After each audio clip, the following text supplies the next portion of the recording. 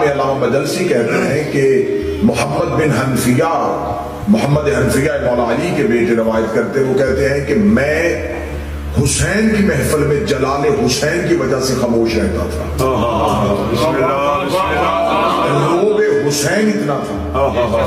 کہ علی کے بیٹے کہتے ہیں کہ جب میں ان کی محفل میں جاتا تھا تو میں حسین کے جلال کی وجہ سے خاموش رہتا تھا، اور وہ کہتے ہیں حسن کی محفل میں میں نے حسین کو خاموش بیٹھے ہوئے تھے۔